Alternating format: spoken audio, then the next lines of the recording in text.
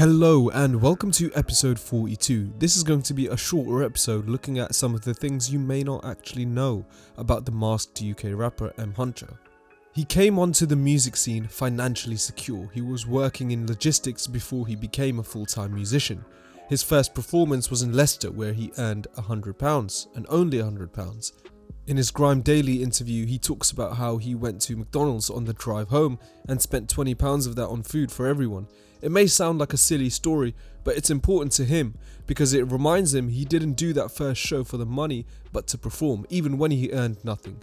He notes that it was a stepping stone to make sure the price that he kept charging kept going up as he honed his craft. He valued his work from an early stage.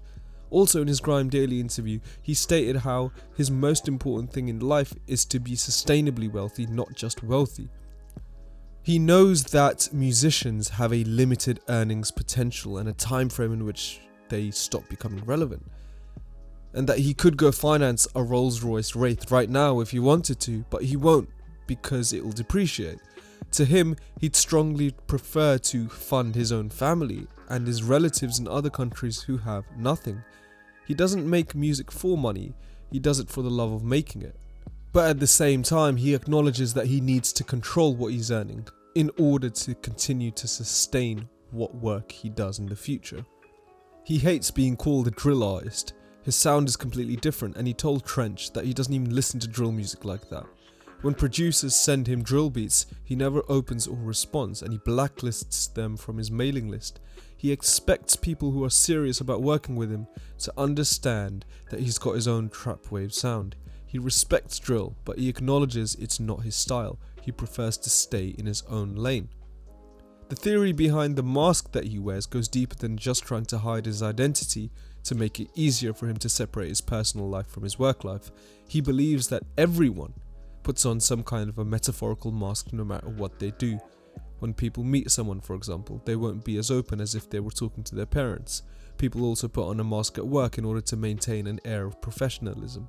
The list just continues. He says everyone has a mask at certain points in their lives.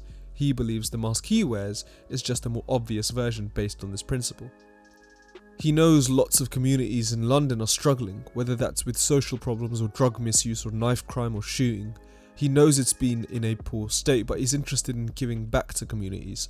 Not one in particular, but as many as he can help.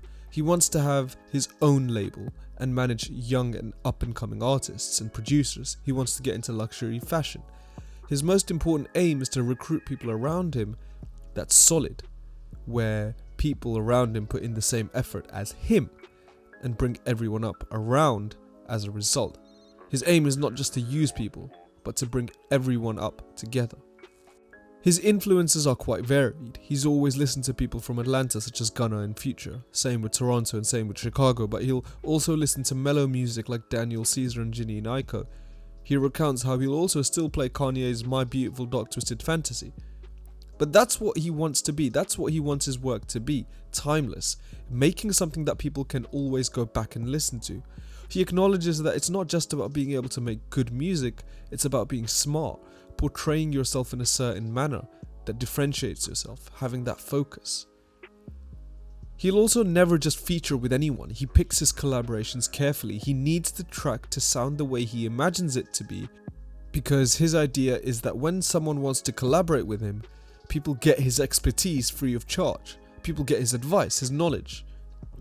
His track In My Bag with Slim, he notes how they sound completely different, but the track still works. He wants people to know that his music is a reflection of his thoughts, and that a collaboration can just be an extension of that. His ultimate aim is to be a complete standout in the UK music scene. If he believes he can send a message across, he will, and he wants to have that core sonic identity. When his voice comes on the speakers, he wants people to know, oh, that's M Huncho. At the same time, he thinks deeper than music. His desire is to shape the culture that the youth can build upon, to be in a position where the youth can actually have control of what wins and what doesn't, to better the generation that follows after them. His ultimate aim, therefore, is to leave a brighter future than what he's seen growing up.